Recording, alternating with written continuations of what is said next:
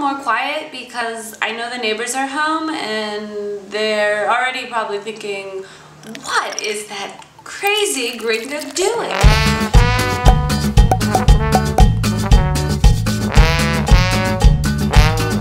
Hello, my purple-mouthed people. Mouthed, you say? Well, that's right. That's how I've been hearing it a lot lately, because I live in Chile. And oftentimes, Spanish speakers have a difficult time pronouncing the ED of the past tense. So a lot of times, it just gets the whole throw another syllable on at the end of the word treatment, which works sometimes, but not with mouthed. But I don't really care. I just have to remember how to say it right and when to say it right in English. Sometimes I forget how to pronounce my name in English. Kendall. No. Kendall. Kendall. Kendall. Okay, so I live in Chile, which is a major wine-producing country.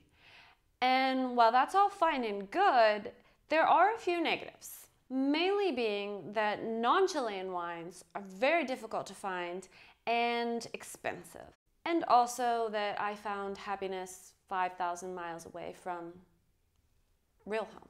I love you, Mama. This is all to say that my palate is Chileanized. Is that a word? Can I say that? Therefore, every few episodes, we are going to be tasting Chile Purple-Mouthed Style because there is a whole lot to taste. It is often said, and I fully agree, that Chile is a wine-making paradise. Un paraíso. And what's the major reason for that? If I had to pick one, because we have a lot of really great things, I would have to say our frontiers. And I've been living here for 7+ years, okay, so I'm allowed to say our. We have some awesome frontiers, protecting us from harm and providing us some very unique geology, climate, and soils. To the north, we have the Atacama Desert, the driest desert in the world. To the south, ancient ice fields stretch to the ends of the world. The east hugs South America's backbone, the massive Andes Mountains. And to the west, the cool Pacific coast, making the most of the coast. These isolating barriers have protected us from harmful diseases such as phylloxera, which basically wiped out France and much of Europe in the late 1800s. These isolating barriers have made it easier to produce more natural wines with organic and biodynamic options readily available. Again, these four impressive frontiers make for unique geographic conditions. And in the 800+ kilometer span from north to south, of Chile's winemaking regions, there is a climate and a soil type for all varieties. A little something for everyone. Rather than try to explain each area's characteristics right here, right now, I will break them up throughout the series. So stay tuned for some more in-depth explanations as we explore Chile together. Today is just a general overview and maybe an excuse to drink wine at 2 in the afternoon. Chilean wine is probably most famous for its price to quality ratio. The country produces some really good shiz for really good prices. I love a good deal, but what I love most about Chile, we don't even know what it's capable of yet. More so than ever, Chilean wine growers are pushing the limits, pushing them. They're going further north, further south, especially further south. They're daring to try new things. It's as revered wine goddess Jancis Robinson said, a revolution is underway. The best Chilean winemakers are not content to emphasize quantity at the expense of quality. And I'm not just basing my argument on what homegirl Jancis says, okay? Of the 7+ years that I have lived here in Chile, I have had my fair share of wine. And I can assure you that my palate has never been more pleased, more bombarded with options.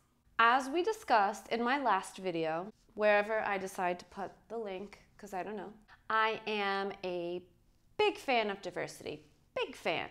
And though I may have few countries to choose from, there are a plethora of varieties and styles for me to taste here in Chile. Again, way too much to go into in just one video, but perfect for my new series, Tasting Chile Purple-Mouthed Style.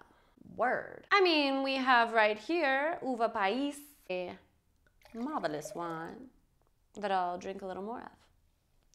We have Moscatel de Alejandría.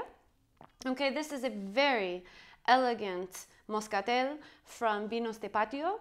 I tried it, I'm in love, and guess what? Moscatel is not just for Pisco anymore. Sangiovese and Primitivo, Italy and Chile. Buongiorno, il vino velo. Ciao.